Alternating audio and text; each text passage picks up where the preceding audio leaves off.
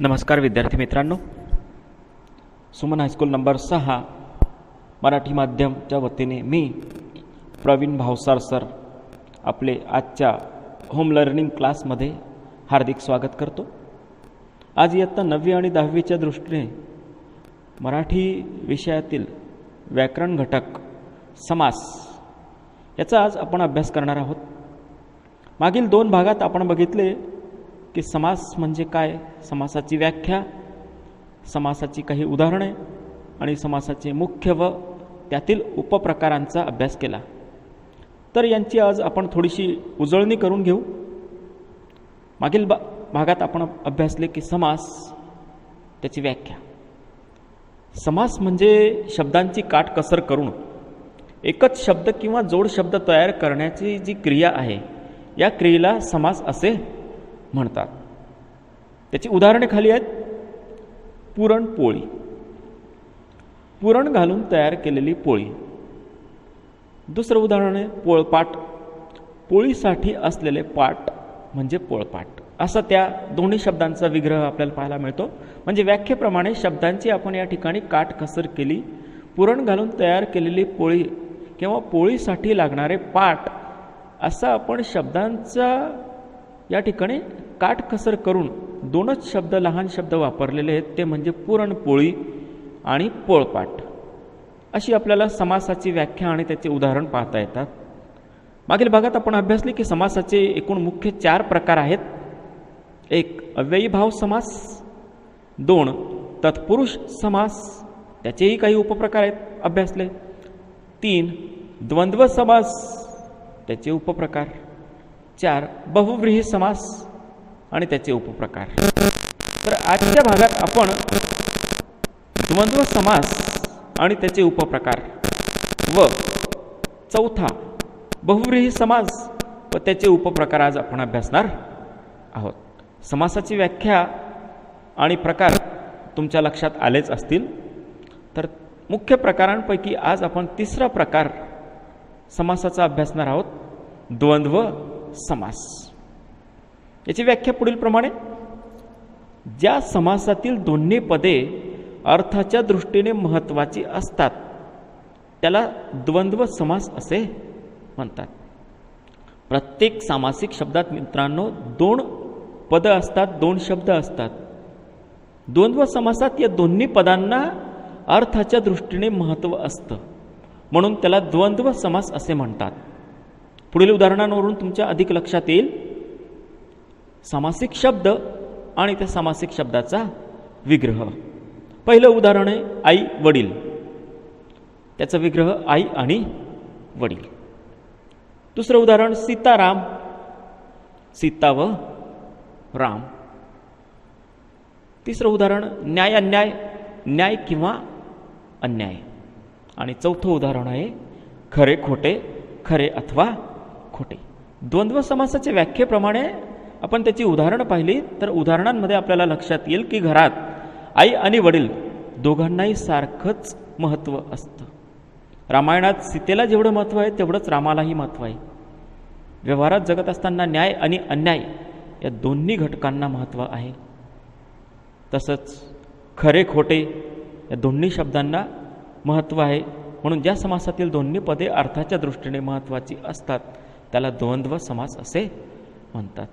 मित्रांनो, द्वंद्व समासाचे उपप्रकार आहेत एकूण 3। पहिला प्रकार इतरेतर द्वंद्व समास, दुसरा वैकल्पिक द्वंद्व समास आणि तिसरा समहार द्वंद्व समास, असे एकूण 3 द्वंद्व समासाचे उपप्रकार पडतात। आता यांचा सविस्तर आपण अभ्यास पाहू। त्यातील पहिला प्रकार इतरेतर द्वंद्व समास।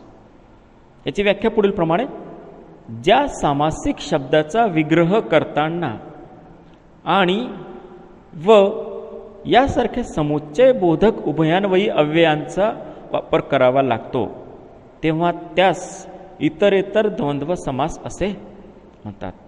व्याख्या पहा पुन्हा एकदा की ज्या सामासिक शब्दाचा विग्रह करताना आणि व यासारख्या समुच्चय बोधक उभयान्वयी अव्यय, समुच्चय बोधक उभयान्वयी अव्यय म्हणजे काय की दोन शब्दांना जोडणारे उभयान्वयी अव्यय, दोन शब्दांना जोडणारा मधला शब्द, त्यास उभयान्वयी अव्यय असे म्हटलं जातं.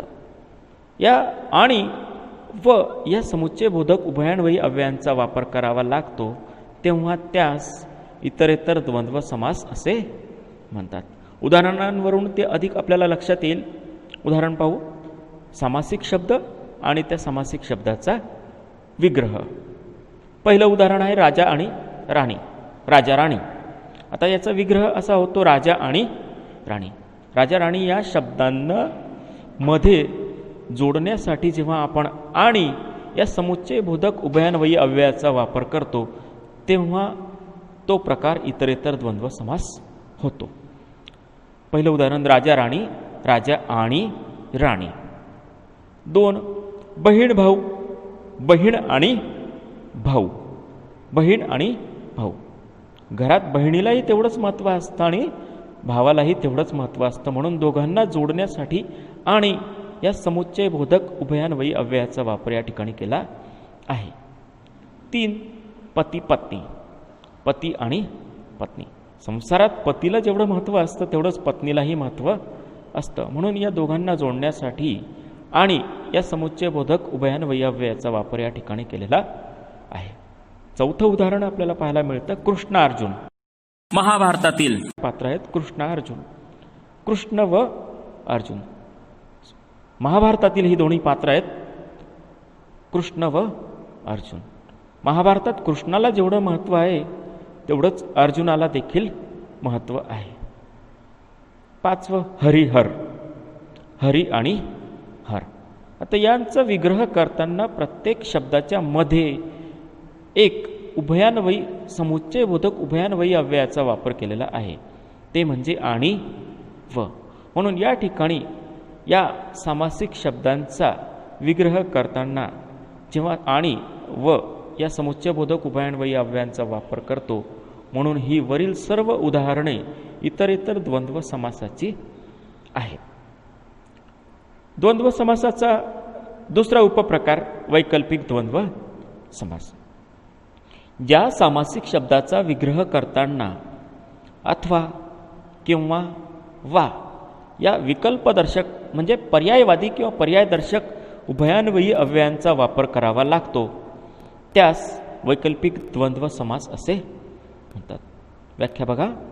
ज्या सामासिक शब्दाचा विग्रह करताना अथवा किंवा वा या विकल्पदर्शक किंवा पर्यायदर्शक उभयान्वयी अव्ययांचा वापर करावा लागतो तेव्हा त्यास वैकल्पिक द्वंद्व समास असे म्हणतात.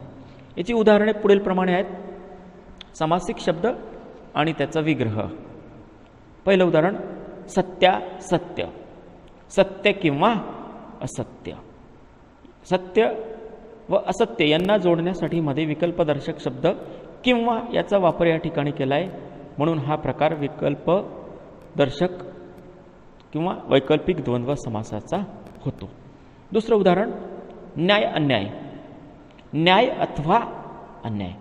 न्याय अन्याय यांना जोडण्यासाठी अथवा या विकल्पदर्शक शब्दाचा या ठिकाणी वापर केलेला आहे, म्हणून हे उदाहरण वैकल्पिक द्वंद्व समासाचे होते.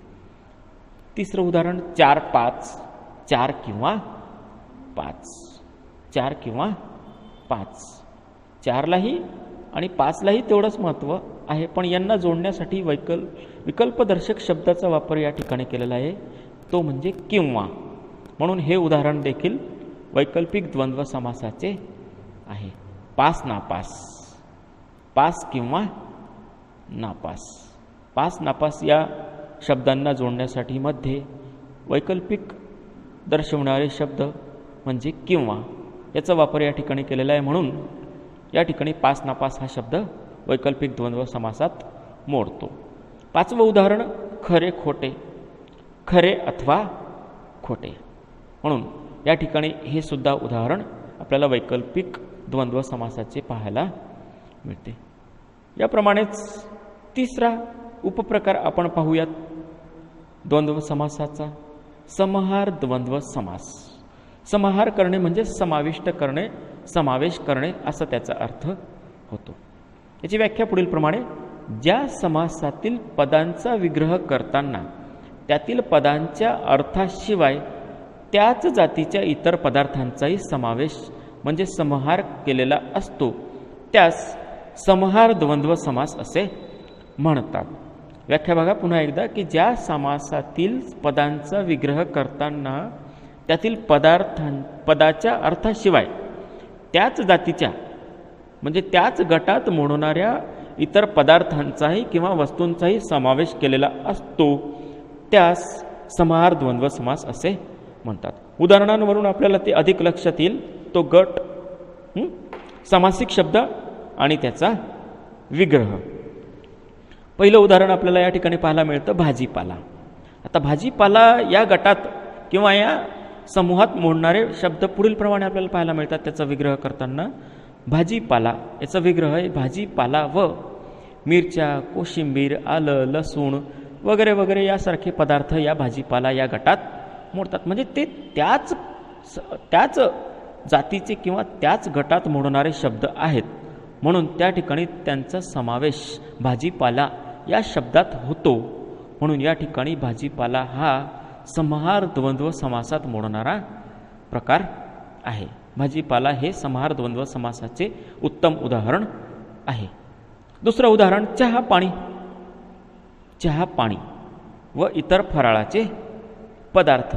चहा पाणी म्हटलं म्हणजे त्याचसोबत आपण इतर फराळाच्या पदार्थांचाही त्यात समावेश करतो, म्हणून चहा पाणी हे देखील आपल्याला समाहार द्वंद्व समासाचं उदाहरण पाहायस मिळतं. वेणीफणी. वेणीफणी व इतर साज शृंगाराच्या ज्या काही वस्तू असतील, टिकली असेल, बांगडी असेल, पावडर असेल, आरसा असेल, यासारख्या ज्या काही वस्तू आहेत या वेणीफणी या समासिक शब्दात समाविष्ट केल्या जातात. म्हणजे त्यांचा समावेश वेणीफणी या समासिक शब्दात होतो. म्हणून वेणीफणीसोबत आपण इतर साज शृंगारांच्या वस्तूंचा जेव्हा समावेश करतो तेव्हा आपल्याला हे उदाहरण समाहार द्वंद्व समासाचं पाहावयास मिळतं. म्हणजे व्याख्येप्रमाणे की ज्या समासातील पदांचा आपण जेव्हा विग्रह करतो त्या पदाच्या सोबत त्याच घटकातील त्याच जातीच्या किंवा त्यात समाविष्ट होणाऱ्या इतर पदार्थांचा किंवा वस्तूंचा जेव्हा समावेश होतो तेव्हा त्याला समाहार द्वंद्व समास म्हणतात. चौथं उदाहरण केर कचरा. केर कचरा व इतर ज्या काही टाकाऊ वस्तू असतील त्यांचा समावेश केर कचरा या शब्दात होतो, म्हणून केर कचरा हे देखील आपल्याला समाहार द्वंद्व समासाचं उदाहरण पाहावयास मिळतं. तर विद्यार्थी मित्रांनो, तुम्हाला द्वंद्व समासाचे 3 उपप्रकार पाहायला मिळालेले आहेत. हे तुम्हाला लक्षात आलेच असेल त्यातील उदाहरणांवरून. तर आपण पुढील प्रकार समासाचा अभ्यासणार आहोत. मुख्य चौथा बहुव्रीही समास. याची व्याख्या आपल्याला दिलेली पुढे. बहुव्रीही समासाची, ज्या समासातील दोन्ही पदांना प्राधान्य नसून त्या 2 पदांवरून सूचित होणाऱ्या तिसऱ्या पदाचा ज्यावेळी बोध होतो त्यास बहुव्रीही समास असे म्हणतात. व्याख्या पुन्हा एकदा लक्षात घ्या की ज्या समासातील 2 पदांना प्राधान्य नसून म्हणजे महत्त्व नसते, पण त्या 2 पदांवरून सूचित होणारा जो काही तिसरा पद असतं याचा ज्या वेळेस आपल्याला बोध होतो, 2 पदांवरून तिसरा शब्द आपल्या नजरेसमोर ज्या वेळेस येतं त्याचा बोध जेव्हा होतो त्यास बहुव्रीही समास असे म्हणतात. बहुव्रीही समासाचे उपप्रकार आहेत ते पुढील प्रमाणे. एक, पहिला उपप्रकार विभक्ती बहुव्रीही समास. यातही 2 त्यांचे उपप्रकार आहेत. त्यातला पहिला उपप्रकार समानाधिकरण बहुव्रीही समास, दुसरा व्याधिकरण बहुव्रीही समास. बहुव्रीही समासाचा दुसरा मुख्य प्रकार नय बहुव्रीही समास, तिसरा सह बहुव्रीही समास आणि चौथा प्रादि बहुव्रीही समास. असे बहुव्रीही समासाचे 4 उपप्रकार आणि विभक्ती बहुव्रीही समासात 2 उपप्रकार आपल्याला पाहावयास मिळतात. आता यांचा आपण सविस्तर अभ्यास पुढील प्रमाणे अभ्यासू. पहिला प्रकार विभक्ती बहुव्रीही समास. विभक्ती बहुव्रीही समासाचे प्रकार व उदाहरण आपल्याला लक्षात येतील. विभक्ती हा व्याकरणातला एक महत्त्वाचा घटक आहे, महत्त्वाचा आपल्याला टॉपिक पाहावयास मिळतो. उदाहरणार्थ त्यांची पाहूयात. विभक्ती बहुव्रीही समासाचे विभक्तीचे एकूण 8 प्रकार आहेत. त्यापैकी आपण या ठिकाणी पुढील प्रकार अभ्यासू. सामासिक शब्द आणि विग्रह असे 3 आपण या ठिकाणी भाग केले आहेत. विभक्तीचे प्रकार पाहूयात आपण. द्वितीया, तृतीया, चतुर्थी, पंचमी, षष्ठी आणि सप्तमी या प्रकारे आपल्याला विभक्तीचे प्रकार अभ्यासास मिळतात. द्वितीया या प्रकाराचा सामासिक शब्द आपण घेतलेला आहे प्राप्त धन, आणि याचा विग्रह पुढील प्रमाणे आपल्याला पाहायला मिळतो. प्राप्त आहे धन ज्यास तो. आता व्याख्येप्रमाणे आपण या ठिकाणी पाहत आहोत की ज्या बहुव्रीही समासाचे आपण पहिले पद हे विभक्ती दर्शविणारे असेल तर त्यास विभक्ती बहुव्रीही समास असे म्हणतात.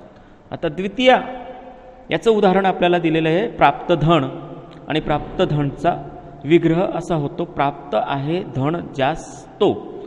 ज्यास स हे या ठिकाणी विभक्तीचं प्रत्यय लागलेलं आहे. द्वितीय विभक्तीचे प्रत्यय आहेत सलाते आणि सलानाते. त्यापैकी स हे विभक्तीचं प्रत्यय लागलेलं आहे, म्हणून प्राप्त धन हा विभक्ती बहुव्रीही समासाचा प्रकार होतो. दुसरं उदाहरण तृतीय विभक्तीचं येते. तृतीया कृतकार्य. कृत आहे कार्य ज्याने तो. आता ज्याने ने या ठिकाणी आपण अधोरेखित केलेलं आहे. पहिल्या प्रकारात स याला अधोरेखित केलं होतं, आणि तृतीयेचं आपण ज्याने नेला अधोरेखित केलेलं आहे. नेचे विभक्तीचे तृतीयचे विभक्तीचे प्रत्यय आपल्याला पाहायला मिळतात. ने एशी, नि ही ईशी. विभक्तीचा तक्ता जर आपण नजरेसमोर आणला तर तृतीयेचे विभक्तीचे प्रत्यय आहेत ने एशी आणि नि ही ईशी. म्हणून कृतकार्य याचा विग्रह करताना ज्यात तृतीयचं प्रत्यय वापरलं आहे ते म्हणजे ने, म्हणून या ठिकाणी कृतकार्य हे विभक्ती बहुव्रीही समासाचं उदाहरण आहे. चतुर्थी उदाहरणार्थ चौकोन. 4 आहेत कोण ज्याला तो. आता ज्याला ला हे चतुर्थीचं विभक्तीचं प्रत्यय या ठिकाणी वापरलं आहे. चतुर्थीचे प्रत्यय आहेत पुन्हा द्वितीयेचे आणि चतुर्थीचे प्रत्यय सारखेच आहेत, थोड्याफार फरकाने. सलाते आणि सलानाते. तर 4 आहेत कोण ज्याला ला म्हणजे हे चतुर्थीचं प्रत्यय या ठिकाणी वापरलं आहे, म्हणून चौकोन हे विभक्ती बहुव्रीही समासाचं उदाहरण आहे. पंचमी. पंचमीचे विभक्तीचे प्रत्यय आहेत ऊनहून आणि ऊनहून. त्याचं उदाहरण आहे निर्धन. निर्धनचं विग्रह आपल्याला पाहायला मिळतो. निर्गत आहे धनापासून असा तो, म्हणजे धनापासून वंचित आहे असा तो. आता धनापासून, आता धना या शब्दाला पासून म्हणजे पासून या शब्दाचा शेवटी उल्लेख काय होतो ऊन, आणि पंचमीचे प्रत्यय आहेत आपले ऊनहून, म्हणून पासून. म्हणून निर्धन हा शब्द आपल्याला किंवा हे उदाहरण आपल्याला विभक्ती बहुव्रीही प्रकाराचं पाहावयास मिळतं. निर्गत आहे धनापासून तो असा पंचमीचा प्रकार. षष्ठी. षष्ठीचं उदाहरण पुढील प्रमाणे लंबोदर. षष्ठीचे विभक्तीचे प्रत्यय आहेत षष्ठीचे चा ची चे चे च्या ची. आता लंबोदर या शब्दाचा विग्रह आपण पाहत आहोत. लंब आहे उदर ज्याचे तो. षष्ठीच्या विभक्तीच्या प्रत्ययाप्रमाणे उदर या शब्दा लंब आहे उदर ज्याचे तो. ज्याचे चे हे विभक्तीचं प्रत्यय या ठिकाणी आपल्याला पाहायला मिळतंय. ज्या चा ची चे चे च्या ची, म्हणून लंबोदर हे विभक्ती बहुव्रीही समासाचं उदाहरण आपल्याला पाहावयास मिळतं. पुढचं उदाहरण आहे सप्तमी विभक्तीचं. सप्तमीचे प्रत्यय आपण आधी पाहू. सप्तमीचे प्रत्यय आहेत त इ आ, त इ आ. या ठिकाणी उदाहरण दिलं आहे भीमादी, म्हणजे नदीचं नाव आहे ते भीमा नदी आणि त्याच्यासोबत येणाऱ्या इतर नद्या. भीमादी, भीम आदी आहे ज्यात तो, किंवा भीम हे महाभारतातलंही पात्र आहे म्हणून भीमाच्या सोबत जे आहेत ते भीमादी, भीम आदी आहेत ज्यात ते किंवा तो, म्हणून त ज्यात त इ आ, त इ आ हे सप्तमीचे प्रत्यय या ठिकाणी लागलेले आहे म्हणून भीमादी हे विभक्ती बहुव्रीही समासाचं उदाहरण या ठिकाणी आपल्याला पाहावयास मिळतं. या प्रकाराचा अभ्यास करताना मित्रांनो तुम्हाला विभक्तीचा तक्ता लक्षात असणं गरजेचं आहे. विभक्तीचा तक्ता, विभक्तीचे प्रकार आणि त्यांना लागणारे प्रत्यय हे जर लक्षात असतील किंवा हा तक्ता जर तुम्ही पाठ केलेला असेल तर विभक्ती बहुव्रीही समास हा समासाचा प्रकार आपल्याला ताबडतोब लगेच समजण्यात मदत होईल. आता विभक्ती बहुव्रीही समासाचे 2 उपप्रकार आहेत ते आपण अभ्यासू. त्यातला पहिला प्रकार समानाधिकरण बहुव्रीही समास. याची व्याख्या आहे ज्या समासाचा विग्रह करताना त्यातील दोन्ही पदे एकाच विभक्तीत असतात तेव्हा त्यास समानाधिकरण बहुव्रीही समास असे म्हणतात. म्हणजे समासाचा विग्रह करताना त्यातील दोन्ही पदे हे समान असतात, त्याच्या नावाप्रमाणे समान असतात, तेव्हा त्यास समानाधिकरण बहुव्रीही समास असे म्हणतात. उदाहरण पाहूयात आपण. सामासिक शब्द विग्रह आणि सामासिक शब्दावरून त्याच्या दोन्ही पदांवरून होणाऱ्या तिसऱ्या पदाचा बोध म्हणजेच तिसरे पद या ठिकाणी आपण घेतलं आहे. उदाहरण आहे पहिलं लक्ष्मी कांता. लक्ष्मी आहे कांता ज्याची तो. आता लक्ष्मी म्हणजे विष्णूची पत्नी, कांता म्हणजे पत्नी किंवा बायको. आता लक्ष्मी आहे कांता ज्याची तो, तो म्हणजे तिसरं पद आपल्या नजरेसमोर येतं ते, त्याचा बोध होतो आपल्याला. तो पद म्हणजे तिसरं पद विष्णू. म्हणून लक्ष्मी आहे कांता ज्याची तो, तो म्हणजे तिसरं पद आपल्याला नजरेसमोर येतं ते, ज्याचा बोध होतो ते विष्णू. आता या ठिकाणी समानाधिकरण बहुव्रीही समासाची व्याख्या आपण जर नजरेसमोर पाहिली तर या ठिकाणी लक्ष्मी आणि कांता हे दोन्ही पद सारख्याच विभक्ती प्रत्ययात आहेत, ते म्हणजे प्रथमा विभक्ती प्रत्यय आहेत. या ठिकाणी अधोरेखित आपण केलेले आहेत की लक्ष्मी आणि कांता हे दोन्ही पद प्रथमा विभक्तीची आहेत, म्हणजे समान आहेत, एकाच विभक्तीत आहेत, म्हणून लक्ष्मी कांता हे समानाधिकरण बहुव्रीही समासाचं उदाहरण आहे. दुसरं उदाहरण जितेंद्रिय. जित आहेत इंद्रिय ज्याची तो म्हणजे मारुती, म्हणजे ज्याने सगळी इंद्रिय जिंकलेली आहेत तो म्हणजे मारुती. जित आणि इंद्रिय ही दोन्ही पदे या ठिकाणी प्रथमा विभक्तीत आहेत, म्हणून या ठिकाणी जितेंद्रिय हे उदाहरण समानाधिकरण बहुव्रीही समासाचं आहेत. जित आणि इंद्रिय प्रथमा विभक्तीत आहेत आणि या दोन्ही पदांवरून आपल्याला तिसऱ्या पदाचा जेव्हा बोध होतो तेव्हा आपल्याला नजरेसमोर येतं मारुतीचं रूप जितेंद्रिय. तिसरं उदाहरण लोकप्रिय. लोक आहेत प्रिय ज्याला तो, तो म्हणजे कोण? नेता. ज्याला प्रिय आहेत तो म्हणजे नेता.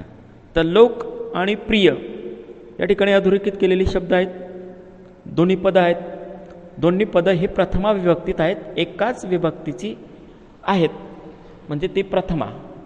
लोक हे प्रथम आणि द्वितीय हे सुद्धा प्रथमा विभक्तीचं प्रत्यय आहे, म्हणून लोकप्रिय. लोक आहेत प्रिय ज्याला तो, तो म्हणजे तिसरं पद आपल्याला बोध होतं त्याचा नेता, म्हणून लोकप्रिय हे समानाधिकरण बहुव्रीही समासाचं उदाहरण आपल्याला पाहावयास मिळतं. विभक्ती बहुव्रीही समासाचा दुसरा उपप्रकार पाहावयास मिळतो आपल्याला व्याधिकरण बहुव्रीही समास. याची व्याख्या ज्या बहुव्रीही समासाचा विग्रह करताना त्यातील दोन्ही पदे जेव्हा भिन्न विभक्तीत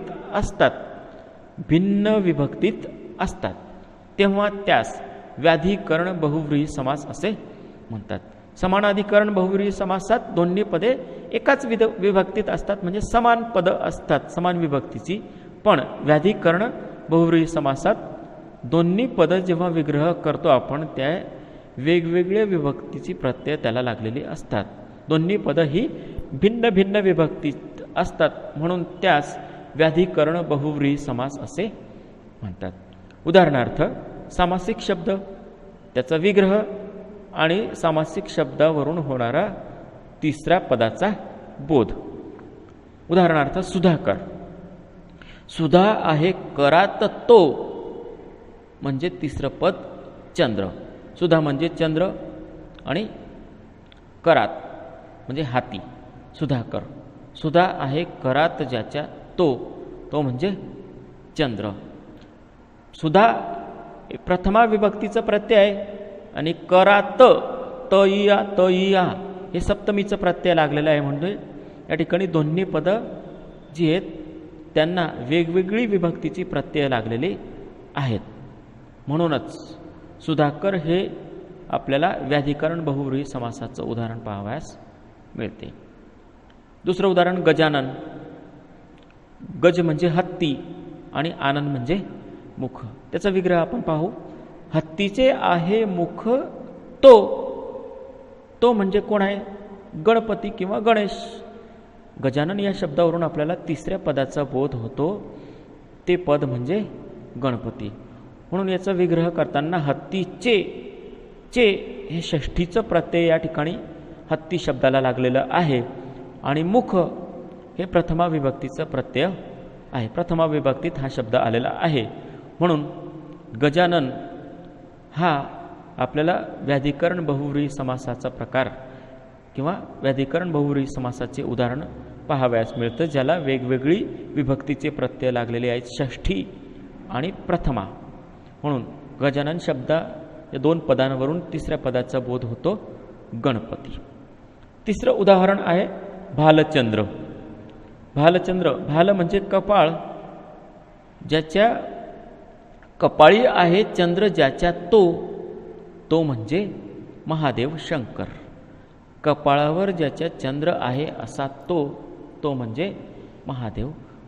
कपाळी ई सप्तमीचं प्रत्यय या ठिकाणी लागलेलं आहे, तइया आणि चंद्र या ठिकाणी कुठलाही प्रत्यय न लागल्यामुळे हे प्रथमा विभक्तीचं उदाहरण या ठिकाणी पाहायला मिळतंय.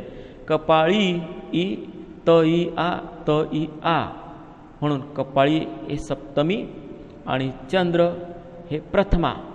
म्हणून दोन्ही पदांना वेगवेगळी प्रत्यय लागलेली आहेत. सामासिक शब्द भालचंद्र याचा विग्रह करताना कपाळीला सप्तमीचं प्रत्यय लागले आहे आणि चंद्र हे प्रथमा विभक्तीत आहे. म्हणूनच दोन्ही पदं जी आहेत ती वेगवेगळ्या विभक्तीत आहेत. म्हणून भालचंद्र हे व्याधिकरण बहुव्रीही समासाचं उदाहरण आहे आणि भालचंद्र शब्दावरून आपल्याला तिसऱ्या पदाचा जेव्हा बोध होतो तो शब्द म्हणजे महादेव किंवा शंकर. समानाधिकरणमध्ये सारखीच विभक्तीचे प्रत्यय लागलेले असतात, तर व्याधिकरणमध्ये वेगवेगळी विभक्तीची प्रत्यय यांना उदाहरणांना लागलेले असतात, सामासिक शब्दाला लागलेले असतात. अधिक सरावावरून तुम्हाला लक्षात येईल. आता बहुव्रीही समासाचा आपण अभ्यास केला. आता यातील पुढचा जो महत्त्वाचा प्रकार आहे बहुव्रीही समासाचा तो म्हणजे पुढील प्रमाणे जो आहे आपल्याला अभ्यासाला दिलेला तो म्हणजे आहे आपल्याला नय बहुव्रीही समास. बहुव्रीही समासाचा उपप्रकार दुसरा नय बहुव्रीही समास. याची व्याख्या: ज्या बहुव्रीही समासात पहिले पद अन, न, नी यासारख्या अशा नकारदर्शक शब्दात असते त्यास नय बहुव्रीही समास असे म्हणतात. नय या शब्दाचाच अर्थ नकार आहे. म्हणून या ठिकाणी या समासात जेव्हा पहिलं पद अ, अन, न, नी अशा नकारदर्शक शब्दांनी जेव्हा सुरुवात होते तेव्हा त्यास नय बहुव्रीही समास असे म्हणतात. सामासिक शब्द, विग्रह आणि होणाऱ्या तिसऱ्या पदाचा बोध. उदाहरण पाहू. अनंत, नाही अंत ज्याला तो, तो म्हणजे परमेश्वर. आता अनंत या शब्दात अ हा नकारदर्शक शब्द वापरलेला आहे. नाही अंत ज्याला तो, तो म्हणजे तिसरे पदाचा आपल्याला या ठिकाणी बोध होतो परमेश्वर. अ हा या ठिकाणी अधोरेखित केलेला शब्द नकार दर्शवितो आपल्याला. दुसरं उदाहरण आहे अनादी, नाही आदी ज्याला तो, आदी म्हणजे सुरुवात, नाही ज्याला सुरुवात असा तो, तो म्हणजे परमेश्वर किंवा देव ज्याला सुरुवातही नाही आणि अंतही नाही. म्हणून अनादी, अना हा शब्द या ठिकाणी आपल्याला नकार दर्शविणारा आहे. म्हणून अनादी हे आपल्याला नय बहुव्रीही समासाचं उदाहरण पाहावयास मिळतं. तिसरं उदाहरण अनाथ, नाही ज्याला नाथ असा तो, तो म्हणजे कोणी एखादी व्यक्तीही असू शकेल की जो अनाथ आहे, ज्याचं कोणीही वाली नाही. म्हणून नाथ या शब्दाला सुरुवातीला अ हा नकार दर्शविणारा शब्द लागलेला आहे. म्हणून अनाथ, ज्याला नाथ नाही असा तो, तो म्हणजे तिसरे पद एखादी व्यक्ती. अशा प्रकारे नय बहुव्रीही समास, त्याची व्याख्या आणि त्याची उदाहरणं आपल्याला लक्षात घेता येतात.